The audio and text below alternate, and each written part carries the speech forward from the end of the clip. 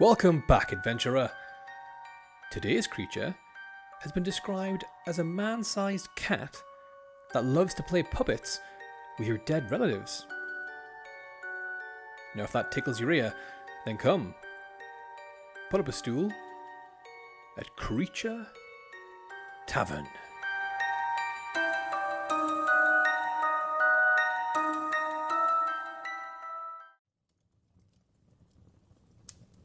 Well, if it ain't you again, if you keep this up, people are going to start suspecting you like the place. Go on, grab yourself a sitting tool and pry open those listening gaps as I spin tale of our creature for the day, the Nekomata, from Japanese Folklore.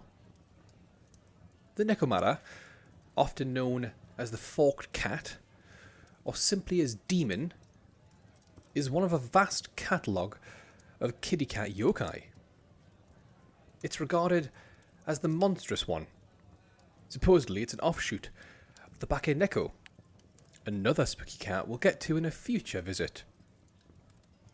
Today we're covering the more powerful, more sinister, and more tailed spirit cat. And speaking of those tails, it's thought by some folks that Mata in Nekomata is in reference to the creature's split tail. However, some argue that Mata could be more aligned to the word monkeys, a theory supported by the Nekomata's habit of roaming around the treetops. If you want the earliest mentions of the Nekomata, they date way back, all the way to the Kamakura period, with sources citing the beginning of Tenpuka, that's 1233, although some historians trace its presence even earlier, to around 1185 within the same period. Even found a few written accounts of the fancy feline fella in the Asai Zuhitsu. This is thought to be a collection of essays from the courtier Sadateke Itzi. He was a court noble and a scholar of the Edo period, and he wrote, "A cat that is several years of age will come to have two tails and become the yokai named Nekomata." Similarly, mid-Edo period scholar Arai Hakuseki wrote that old cats become Nekomata and bewilder people. These accounts indicate a core ritual of ordinary domestic cats, when aged, developing supernatural powers. Powers that, according to law, increase as the cat continues to live and grow beyond its natural lifespan. And it ain't just the rack of the cat's age that signals the power, but the length of its tail too. Some folks say this signifies the intelligence, and the longer the tail, the greater the cunning. And fun fact, this belief gave rise to quite a unique practice, where folks would purposely cut their cat's tail short when they were kittens, and this docking was done in an effort to prevent any future transformations into a Nekomata. Now, before you go hunting house cats, you should know that Nekomata manifest in two forms. There's the city variant and the mountain variant. For the city variant, these Nekomata begin life indistinguishable from the common domestic house cat. Typically measuring around 18 to 20 inches in length, about 10 inches in height, with tails around 10 to 12 inches long. At first, they exhibit nothing unusual. Sleeping in the sun, sleeping in their towers, and sleeping in other places. However, as they age, their powers grow, and too does their body. Folks say they can reach nearly 3 foot tall on all fours, and an imposing, or impressive, depending on how much of a cat person you are, 5 foot 9 inches when standing upright on their hind legs, making them just as tall as the adult human specimen. For the mountain variant, these are considered the most fearsome form of Nekomata. They grow to gigantic proportions, sometimes several meters long. According to Megetsuki, that's Record of the Clear Moon, these creatures possess eyes like a cat, but a large body resembling a dog. And they're often compared to wild cats, such as leopards or lions. Basically, they're giant jungle cats with 2 tails, magic powers, and they're not the biggest fan of humans. In fact, in another account by the Japanese author and Buddhist monk Yoshida Kenko in 1331, this mountain variant is mentioned. He says, in the mountain recesses there are those called Nekomata, and people say that they eat humans. Now that's a story you can take to the bank. And fancy another fact? Well, in my research I found a term known as Nekomata disease. No, it doesn't mean you're turning into a spirit cat. It was used to describe the symptoms in humans that look a lot like rabies. After hearing all that, the one thing you should take away is the common visual hallmark found on either variant. That long, forked tail that splits. This split tail serves as your ultimate marker for the Nekomata. So if you see 2 tails but not 2 cats, you've just found a Nekomata. As we briefly mentioned earlier, you'll find Nekomata in the cities and mountain regions all across Japan. Unfill your map. Let me drop a couple dots on places you can visit. I'd recommend heading to Toyama City, the capital of Toyama Prefecture. Located on the coast of the Sea of Japan, in the Chubu region. And in that same prefecture, I'd also head to Karube and check out Nekomata Station. You can guess from the name why that's a bit of a hotspot for sightings. And lastly, for your city variants, if you've got time, head to Nagoka in the Niigata prefecture. Before being absorbed into Nagoka, there was a city going by the name Tochio, where a deity known as Nekomata Gongen was worshipped. Now if you're not a fan of the house cat variant, then you'll want to head to the mountains instead. Give me that map here again. Here's a good place to start. Mount Nekomadake. And even more obvious, Mount Nekomata. Both located in the Toyama prefecture. You can also check out the Key mountain range, Ichigo Mountains, and Mount Harai. All these are said to home Nekomata or hold ties to the mythical cat in some spiritual way. When folks talk of Nekomata, the name's often followed by words like malevolent and cunning. Apparently they're infamous for their deep-seated resentment towards all humankind.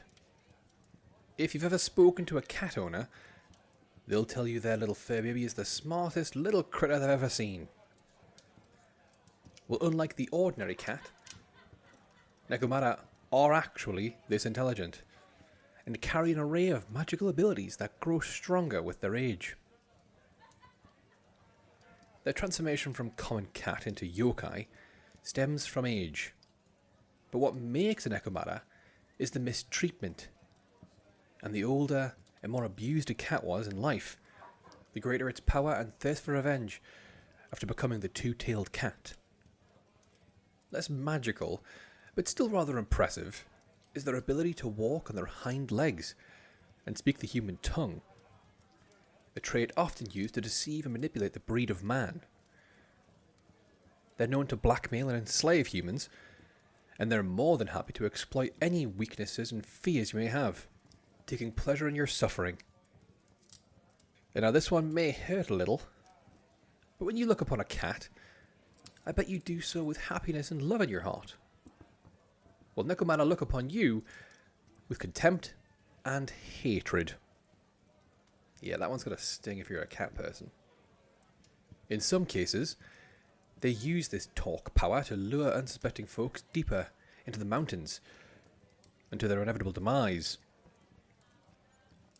And they can also shift their body into a human shape.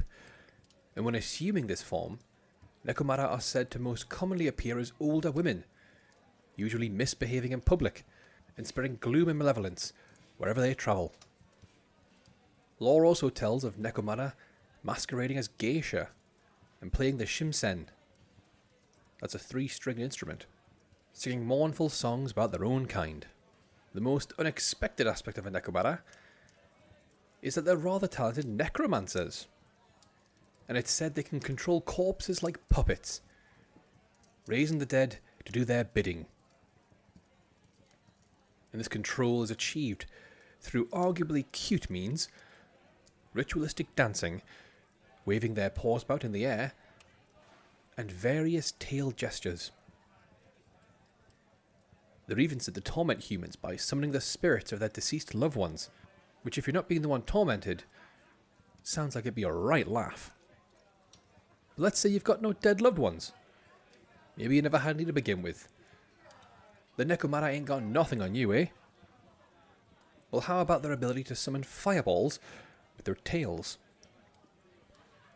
Folks claim they can ignite massive, towering flames, burning down the homes of those who wronged them in life. And this one again isn't a power, but it's still worth noting. Nekomata are well known for enjoying the taste of human flesh. But the mountain variant display an unmatched ferocity in satisfying this urge. And specifically for this mountain variant, if there ain't any humans around, they'll happily prey on large animals, such as boars, dogs and bears. I even managed to uncover a record from the Edo period, highlighting this habit. The Gyuso, 1809, documents a Nekomata measuring 2.8 meters in length, and it was seen holding a dog in its jaws. So if you're a cat person, you're probably fine. But if you're more of a dog lover, then you'll need some handy tips to come away from a Nekomata encounter with none but a few scratches. Let's start with the best defense: attack. A sacred arrow to the head can kill a Nekomata in one shot. Just like in the tale from Yamamoto Kaiki from 1708. The tale goes, a rich samurai's haunted house, where the inhabitants witnessed several poltergeist activities. Attempting to end those events, the samurai called upon countless shamans, priests and invokers, but none of them could locate the source of the terror.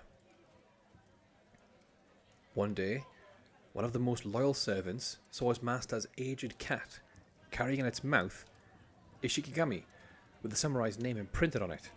Immediately shooting a sacred arrow, the servant hit the cat in its head, and as it lay dead on the floor, everyone could see that the cat had two tails, and therefore had become a Nekomata.